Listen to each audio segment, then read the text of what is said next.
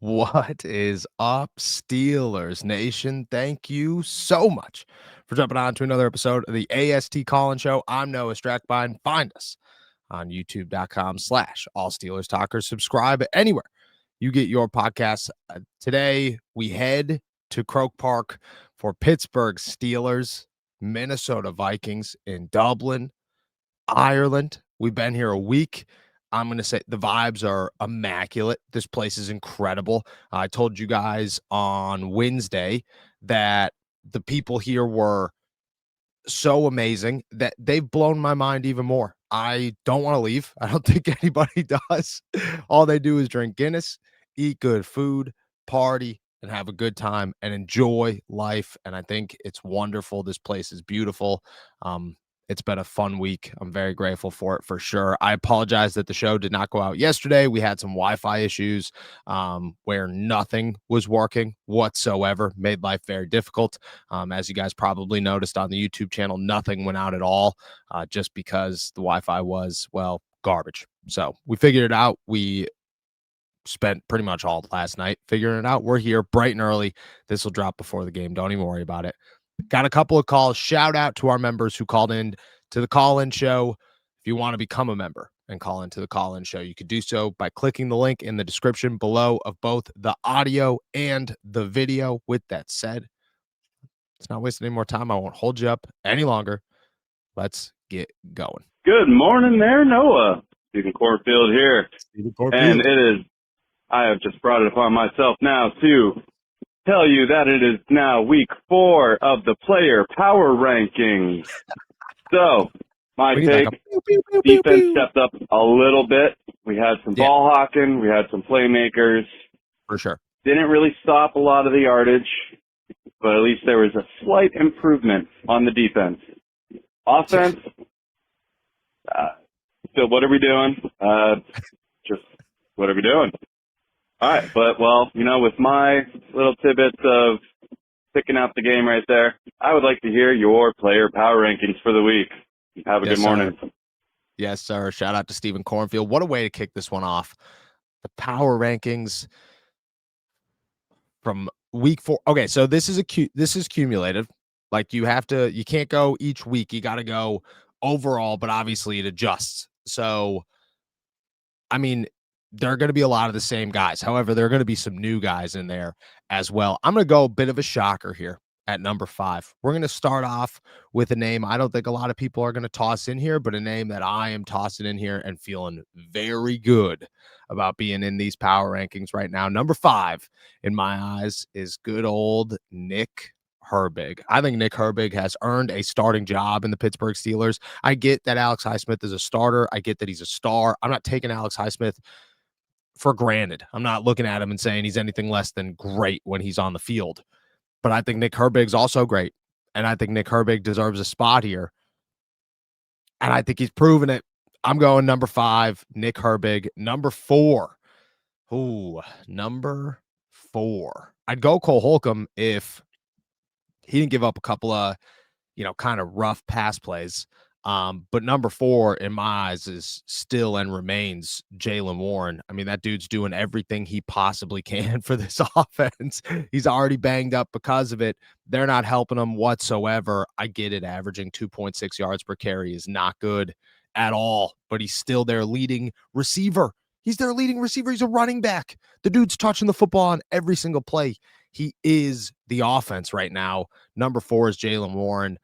Number 3, sneaking his way in there, is good old Trent Jordan Watt. TJ, I mean, he put on a show in week 3, and he played really well in week 1. Didn't do a lot, but I praised him in week 1. Week 2, he fell completely off. And then week 3 said, yeah, no, I'm back. Don't even worry about it. We're here. 2 sacks, 2 tackles for loss, a forced fumble. I mean, that's a TJ Watt game. That is a TJ Watt game for sure. He's number 3. Ooh, number 2. It'd be really embarrassing if I went number 2, Corliss Waitman. Number 1, Chris Boswell. I couldn't do that. Although Corliss has got to be in some sort of consideration here for sure. But I think he's an honorable mention from where we're at right now. Number 2 in my eyes. This is a tough one. Number 2 is real tough, actually. I think for right now, I have a hard time. There's a couple of arguments, okay? I d I still think I'm gonna go Aaron Rodgers. People don't like they're not gonna like that answer. They're not. I get it, but I don't think the Steelers are. I think the Steelers are 0-3 without Aaron Rodgers right now, and they look awful. So I there's not much to back it besides that, but I'm going Aaron Rodgers. And then number 1 is the money man himself, Chris Boswell. And until somebody does something good outside of Chris Boswell to say the Steelers are that team, it's going to remain Chris Boswell. Nick Herbig, Jalen Warren, TJ Watt, Aaron Rodgers, good old Money Boz. Those are my top 5. Shout out to Stephen Cornfield. Oh, good morning again there, Noah. And he's back. Stephen Cornfield calling back in for call number 2. So I just had a couple quick questions for you. So yes, one is, the Steelers, when it comes to the defense, they don't stop, but they steal. Good old Steelers. And with the offense, they don't shoot out, they stumble. So what needs to happen over the next couple of weeks, bye week included, for the defense to start stopping the ball finally? Yeah. And what needs to happen for the offense for them to actually start having success on third downs? Yeah. Thoughts? That's a good question. Because I'm at a loss at this moment. It's a good question. And have a good morning. Shout out to Stephen Cornfield, man. It is bright and early here. Good old Dublin, Ireland. I mean, it's really not. It's like 8 a.m., but I mean, that's like 3 in the morning, your guys' time. So shout out to everybody on the East Coast who's up way too early for a football game. Love it. I love it. I love it so much. I was talking to a guy at a bar the other day, and he was saying, I don't know how they have football games for 3 hours. You're going to lose the audience. Brother, you ain't losing nobody. You ain't losing a damn soul with the 3-hour football game. Steven, it stinks that the answer on defense is as simple as you just play better, because that's what it is. And that's the most boring cop-out answer on the planet, but it's the truth with the Pittsburgh Steelers. It's not, oh, you have to have these certain guys on the field at these certain moments. Like, yeah, does Cole Holcomb being there on running downs and Peyton Wilson being there on passing downs help? For sure. But it also helps when, Jalen Ramsey doesn't give up a play, or Darius Slay doesn't give up a play, or you could look at Patrick Queen, who should be inexcusable but gives up plays, and you play better. At the end of the day, you play better. You take the guys off the field that shouldn't be on the field, and you play better. That's how you stop the offense. They have the guys, they have the talent. I think Deshaun Elliott returning is massive. I think if you could get Joey Porter Jr. back, which I don't anticipate him playing, but if you can, I think that's huge too. On offense, it's the ground game. Like, it's as simple as that. You open up DK Metcalf, you open up the tight ends, you open up Calvin Austin more if you could get the ground game going. You can't utilize play action if you don't have the ground game going. You can't control the clock if you don't have the ground game going. Like, you can't win third downs if you don't have the ground game going. You need to win on the ground. You need to establish a running game. I don't know if they're going to be able to. I don't put it on Jalen Warren. I put it on the offensive line. I don't think that they look good at all. I also think that you need a bigger bodied running back, and Trey Sermon might be the guy to get you involved there. But you got to win the ground game. If you can win the ground game, it changes everything for this offense. I know it's Ernie Jones. I sent a message yesterday to you about some things. Shout out Ernie. The reason why I was calling today and leaving you another message is because I was thinking of something. How many times are we going to have to build and rebuild our whole team before Mike Tomlin or Omar Khan or the owner, I forgot his name right off my head. Art Rooney. Oh, Art Rooney. Yeah, there it is. How many times is that going to happen before they figure out that it's not going to work? Because this is the reason why we're not very good, is because we keep building and rebuilding, and then it all goes It's been a long ending chain for the last 8 years. Yeah. And I'm just frustrated about it. I know every Steelers fan is frustrated about the building and rebuilding, leaving players and getting new, but it's the same thing every year. We do he does that, and we have to get accommodated with the new players. We have to build chemistry and everything, and we always go one and done. This year, we go one and done this year. Mike Tomlin's job should be over because it's all on Mike Tomlin. Whoa. He's building and rebuilding. It's all on Mike Tomlin. It's all on Omar Khan. It's all on the owners. Because you're not giving the team enough chemistry to start a game. That's why we play bad. Okay. I'd just like to say, you're doing good. Keep it trucking. Shout out, my guy. Go Steelers.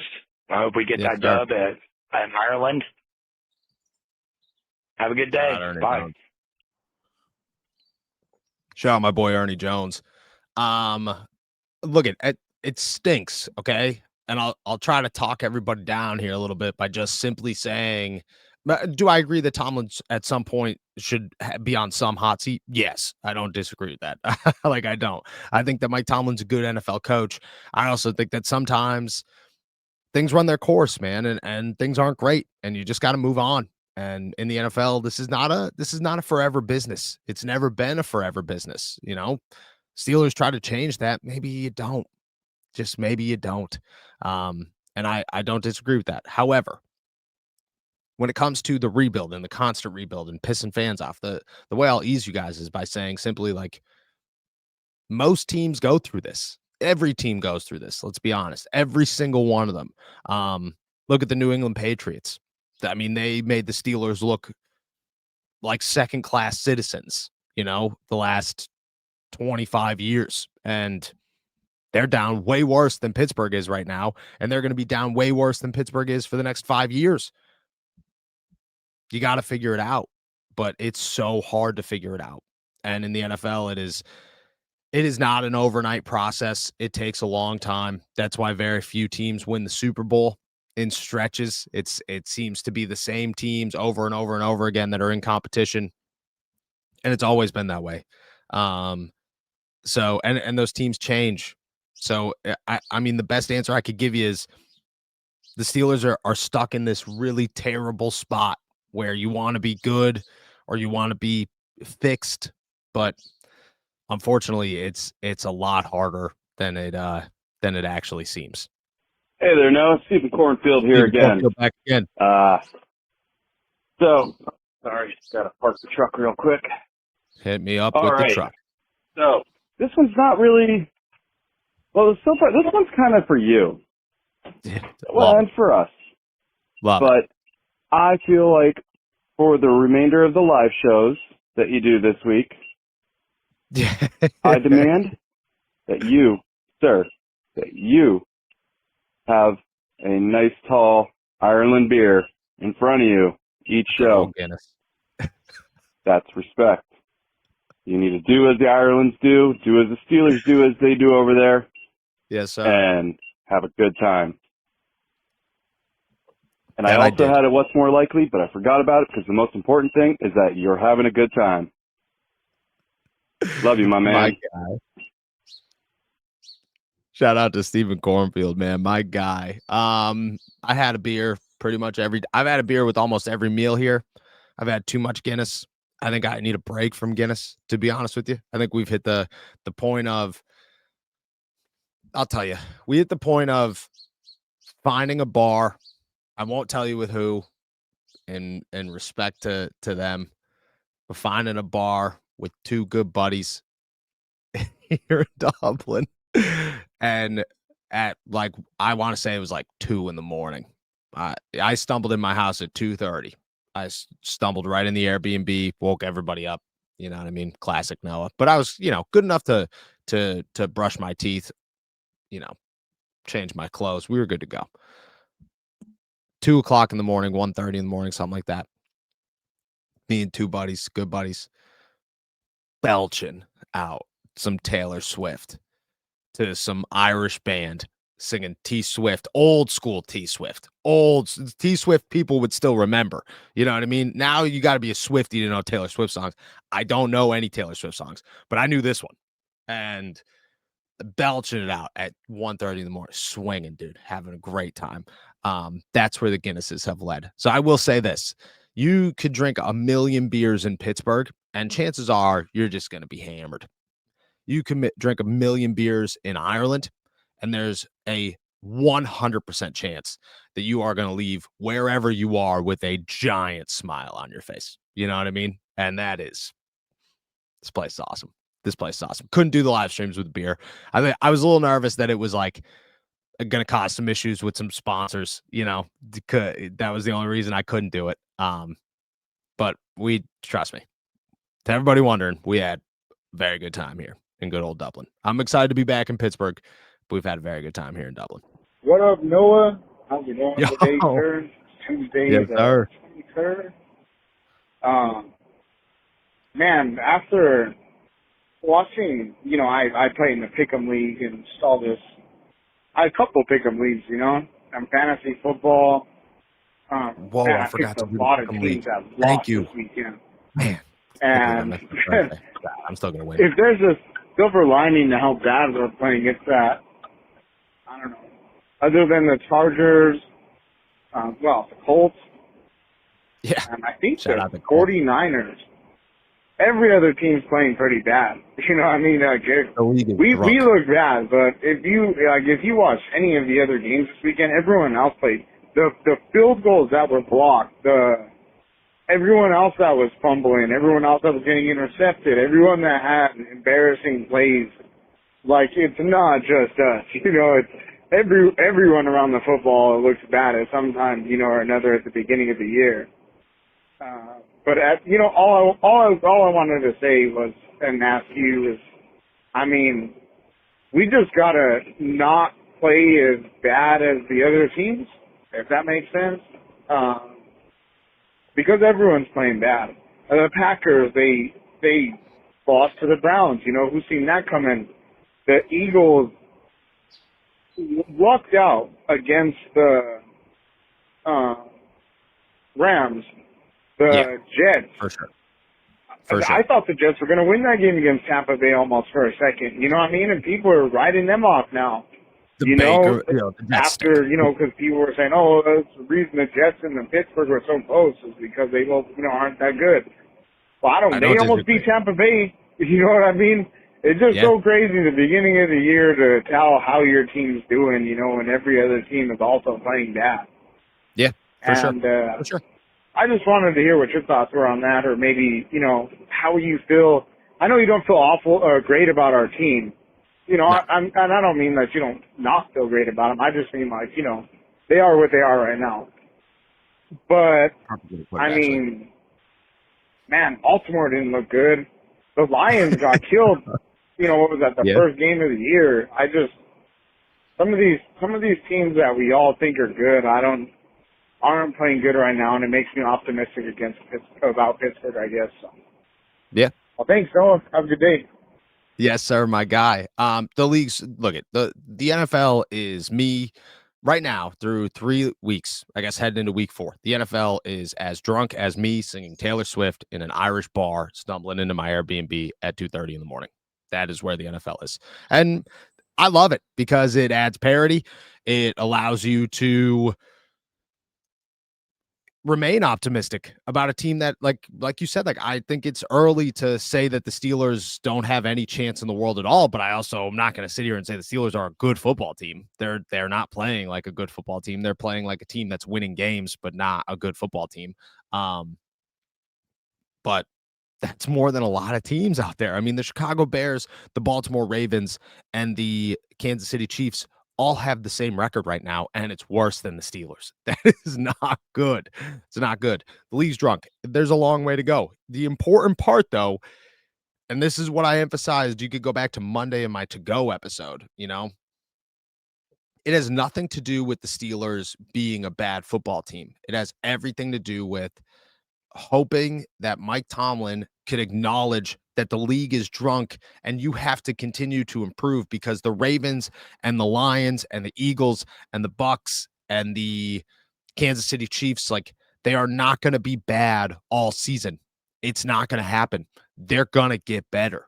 The Steelers have to get better as well. And if they don't, which Mike Tomlin has a tendency of getting worse as the season goes, if they don't get better, they're going to get surpassed. So I think it has nothing to do with the Steelers being a bad football team. My urgency, my worry, the alarms going off has everything to do with the Steelers saying we need to improve as everybody else improves. Otherwise, we are at some point in a lot of trouble. But you're right. The league's hammered. It is, you can't figure it out at all. And I mean, that's what I love about the NFL, is that you just never know what's going on. You never know what's going to happen. And the Steelers they have to get better as the weeks go on. Otherwise, the rest of the league eventually is going to even out and they're going to fall below it. So you got to ride the wave and you got to catch on to it each week and get better. Shout out to the Pick'em League, because totally forgot to make my picks. Going to do that now.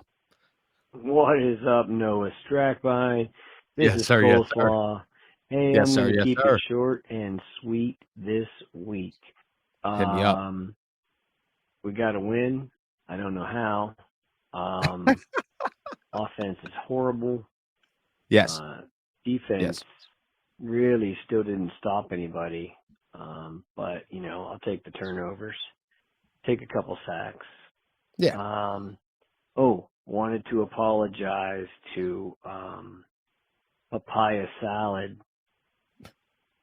I did not mean to hurt your feelings, big guy. Call as many times as you want, and My guy. have at it. Making amends here at AST College Show. Hope everybody's doing well. Shout out to the Picnic Pack. Yes, sir. Yes, sir. I'm looking forward to, I think it was Macaroni Salad was going to do us up like a salad ballad or something like that. So, hope to hear from you all soon, and let's talk to you. We'll play for a second. You might. I feel like you got it every time it brings it up. Yo, we got the Picnic Pack. It's a vibe, you feel? AST Nation, living large, we keep it real. Steeler fans in the stands, football for life. Noah and Jacob running plays, cutting like a knife. Bring on the salad crew, we ready to feast. Each dish unique, bringing flavor like a beast. Big Jello, hot dog man, that's the real showstopper. Broccoli salad, crunching while the beans drop harder. Waldorf's got that nutty twist, that's how we roll. Coleslaw in the mix, keeping it cool for the soul. Potato salad chillin', creamy and bright. Macaroni salad, fire. it's a wild delight. Chef Pretty salad fire. stacked, greens pile hot. Tortellini salad, let the flavor fly. Papaya salad, spicy and sweet, got that flow. Over here, fruit salad, keeping it fresh, let it show. I love it so much. Big Jello, hot dog man, that's the real showstopper. That's Stephen Corn. Shout out. What a banger. Shout out Macaroni Salad for that one. Shout out Coleslaw. Making amends here on AST Nation. I love it. Here again, Noah. Stephen So Cornfield back again. I've remembered what I wanted to call about. First of all, there is a what's more likely, and this one kind of also a little shout out to Maddie. So this what's more likely is, what's more likely, Jackson Dart is going to be the savior for the Giants this season, or Jabril Peppers is that weird secret ingredient in the hot dog that the Steelers needed to make it a great hot dog. Well, not a great hot dog, but we'll say it's turning more into an all beef Frank at this point. Ooh. Oh, and the other thing was on last week's call-in show, after I called in, I didn't call back in, so the guy who had the take on Nick Herbig, that one wasn't me. I am a super adamant fan about Nick Herbig. I actually even like him more than Highsmith. I think he's a great player. I think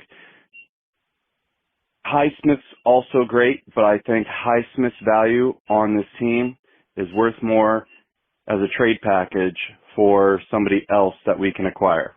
I feel like we're getting a lot more depth, and as much as I really do love the high watt package we got out there, yeah, we've got a lot of playmakers that can subtly take his position over the next couple of years.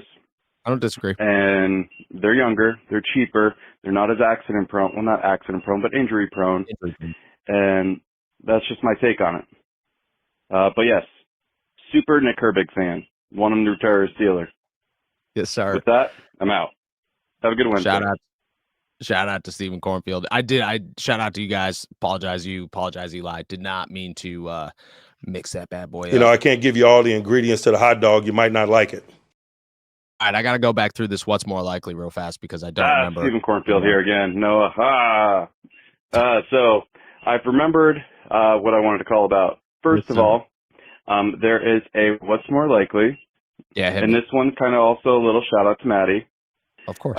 So this what's more likely is what's more likely Jackson Dart is going to be the savior for the Giants this season, or Jabril Peppers is that weird secret ingredient in the hot dog that the Steelers needed to make it a great hot dog. Yeah. No. All right. Let's pause for a second. Shout out Maddie. First of all, let's start there. Jackson Dart might be a savior for the New York Giants. He might come in here and win a couple of games. You're going to get the new quarterback boost. It's going to happen. Okay. Russ is probably going to get traded somewhere. It's going to happen. I have no faith in Brian Dable. I have no faith in anybody in that organization. I just don't. I'm sorry. It's a bad team run by not great NFL people. Jabril Peppers is exactly what the Steelers needed once they got rid of Minka. To say, oh, Deshaun has somebody else now? Great. Jalen doesn't have to play safety all the time? Great. What's more likely is that Jabril comes in here and for the rest of the season is like the guy. You know, I think Juan Thornhill's fallen off pretty steadily with the Steelers. I don't even view him as like, I wouldn't be surprised if he gets under 10 snaps in this game against the Minnesota Vikings.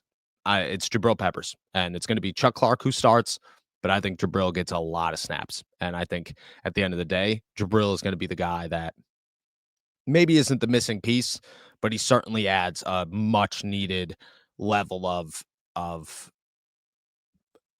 playing ability, starter quality play that the Steelers were missing next to Deshaun Elliott. What is up, Noah Strackbine? What is up, my guy? All Steelers Talk.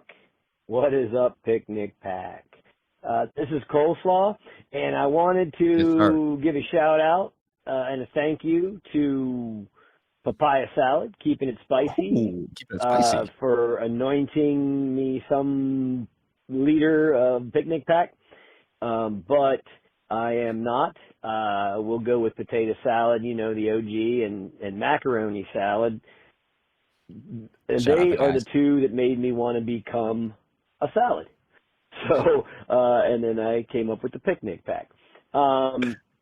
I really like macaroni salad's talents, and I really would love to know where I can get those that music. I mean, I'll pay for it or whatever. I think a few people would pay for it, you know, a few bucks here and there. But anyway, I just wanted to say thanks for that. Yes, sir. And I probably had something else to say, but I can't remember. So all right, you all have a great day, a great time in Ireland, and we'll talk to you later. Out. Yes, sir. Shout out Coleslaw. Shout out the Picnic Pack. Love it, dude. Feeling the love bright and early here. Good old Dublin, Ireland. This will drop before anybody's even awake, and I love it. Oh, top of the morning to you there, laddie. This be Carl Spackler calling in, wishing you safe travels and luck all the way over in Ireland this weekend. In all seriousness, I wanted to bring this up. This call could go really bad or really well, depending on how this game goes this weekend. I'm having this weird feeling now that maybe being back in Ireland is exactly what we need. Shout out there's to been Carl, a lot of, we'll just call it, negativity in this country in a lot of ways. And the Pittsburgh Steelers were always about that grit, that hard work, that kind of backwoods, nothing flashy, just put in hard work and effort. And truthfully, it's a lot of what Ireland embodies as well. For sure. And my thoughts are maybe something with the Rooney bloodline and family is going to reinvigorate the organization. That'd be awesome. We're not only going to win on Sunday, but go on a historic run after this where things start to gel, O-line starts to improve, Rodgers DK connection picks up, the run game starts to pick up, even including from rookie Caleb. I'm going to come out on a prediction and say we're all going to be pleasantly surprised and shocked on Sunday and going to lead into the bye week with the right momentum we need. And then love it. From there on out, I really think this is going to be exactly what we need to get back to true Steelers football and start playing like some real grown-ass men. Anyway, really hope this doesn't backfire on me and wishing you safe travels on your way back, brother. Many blessings. Yes, sir. Carl, that was incredible, man. I'm so glad that I got to this before Wednesday. Like, I'm so glad we got this out here, and I hope that everybody around me heard that. I hope it did. You're not wrong. Maybe it is like a culture change. Maybe it is like a little bit of an attitude adjustment. I'll say this, I watched Tomlin and some of these guys like sit there on that practice field the other day and just like embrace what is happening, and I don't think a lot of guys like get to feel it. Like the Vikings don't get to experience this the same way the Steelers do. The Vikings aren't here with the Rooney bloodline and getting a speech from their owner about what it means to be here and the history behind it and the ownership of the Steelers and what they've done for this country and these people. And like, they don't get any of that, like this is something special for the Steelers, and to be able to experience that, like, I don't know, it does, like you said, like I said this on Friday in my to go, like this is like there's a bit of magic to it, and you hope that you ride that magic for as long as you can, and I think the Steelers have an opportunity to. I agree with you. I think that this could be a switch, one that works. You got to hope that you could ride it through Ireland and back into the States and against Cincinnati and Cleveland and Chicago and so on and so forth. But if you can, I mean, it's there. It's all there. And I wouldn't doubt it. I wouldn't doubt it. A historic run, I wouldn't put my money on it. But I love the premise of it. And I think that I think you're spot on. Plus that accent, that was the best thing ever. That was I hope everybody made it to 31 minutes into the show, because if you did, worth it. So worth it. Hello there, Noah. Stephen Cornfield here. Finishing off. Well, you know what it is, 4:32 on a Saturday. Still waiting for that, that second AST call show to come in today. It's all right. I'm assuming you probably can't post it because you're probably busy or your internet connection might be a bit shoddy out there. Good old Dublin, Ireland. Dookie, Ireland. But Dookie. With that said, I just kind of want to throw an extra little sprinkle in here. Yes, sir. It's Saturday. I'm watching college football. And I've been watching college football every week, every Saturday, every big noon kickoff. I'll tell you what. The more and the more and the more I watch these games, the more I feel like punching my ticket on the Howard train. That's it. I said it. Like, in my personal opinion, so far the only quarterback that I personally myself deem worthy of being a Steeler so far is probably Aller, for Penn State. It's Johnny he's Mateer, not the greatest, of course, but it's John Mateer. But he reminds me a lot of Big Ben and Josh Allen. And I think where some of the places that he lacks a little bit is easily coachable. So with that said, like, unless the Steelers are going to get Drowler next year. I really think it's going to be a Will Howard thing for me. And I wasn't super hyped on him. I kind of had the same mindset as you did, earlier on, but the more and more I see these quarterbacks playing, like, Howard looks so much better, man. Like, we can't downgrade, right? But that's my opinion. What's your thoughts? Like, who do you still find as your running number one quarterback? Well, not running quarterback, because Steelers, I don't know, they already have enough issues with running. Who is your quarterback so far that you still think is the best choice for the Steelers? Not who's the best out there right now, in your opinion, but who out there right now is the best fit for the Steelers? I want to know. Have a good morning. Shout out Stephen Cornfield. I saved your power rankings question that came in last night for Wednesday because, can't be double dipping on the power rankings. So I got you. It's John Mateer. John Mateer's got a natural arm. He's got the ability to run. We talk about, like you said, and everybody else wants to continue to say, these quarterbacks don't look great, but, there are some aspects that you could coach up. That's what I don't care if they're winning or losing. I really don't. I care. Do they look like garbage? Like, Cade Klubnik looks terrible. Arch Manning does not look good, but the other guys, Drew Aller, Fernando Mendoza, Mateer, Garrett Nussmeier is he's walking the line. What do their traits look like? How strong is their arm? How natural is their ability to throw the football? How is their athleticism? How is their instinct to run versus throw? What does that look like? And I think all these guys look so much better than anybody in the draft class, including Cam Ward last year. I think a lot of these guys instantly look better. They have better traits naturally. They're not playing better. It's about traits. Josh Allen did not look good in college. Josh Allen was not this guy coming into the league that everybody's like, oh, he's going to be unbelievable. This guy is going to be insane. No, you knew that he had a rocket arm and you were taking a risk on him, but that's why Baker was the number one pick and Patrick Mahomes was 10th, was because Baker was a guy that looked incredible in college. But I mean, the Browns took him, when if they were smart, they would have taken somebody. That's why Mitch Trubisky didn't work out, because he looked great in college, but he didn't have the traits everybody was looking for. That's what you're looking for, traits. I could care less if you're winning or losing. You're looking for traits.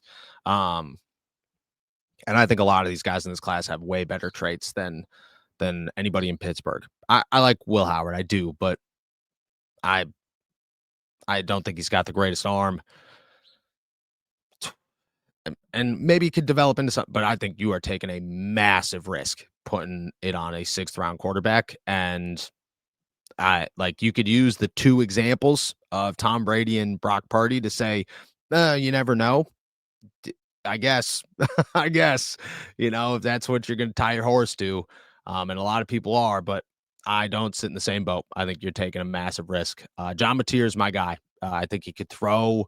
I think his arm is insane. I think his ability to throw the football is just so natural. It's wild. And I think he's very athletic in the right ways. So I'm a John Mateer guy. And I think if you could let Mateer learn behind Aaron Rodgers for a year, they have a lot of the same things going on. And I just think it would be incredible to watch that happen. Incredible. That would be my pick. All right, guys. With that said, I'm heading out of here. Thank you so much for jumping on to another episode of the AST Call-In Show. Make sure to subscribe to us on YouTube, youtube.com/All Steelers Talk. Check us out anywhere you get your podcasts. And as always, find all my work at si.com/NFL/Steelers. Shout out to all of our members who called in once again this week. I apologize that we're late, but it'll still go out before the game. So we'll still have plenty to watch early in the morning as you're brewing your coffee and probably pouring a little Irish whiskey in there for good old Dublin, Ireland. The game starts at 9:30. I'm heading over to Croke Park now. Very excited for it. The weather is cloudy. It's a little scary here, but I've heard it's supposed to hold off, get a little nice later. So for anybody who is going, bring a poncho, but we're going to feel pretty good. we're gonna put the good vibes out there that it's gonna be a good game. Pittsburgh Steelers, Minnesota Vikings is in 5.5 hours from now. I'm super pumped for it. I know you guys are super pumped for it as well. We'll see what happens. Until then, enjoy another beautiful day in the Berg. Peace.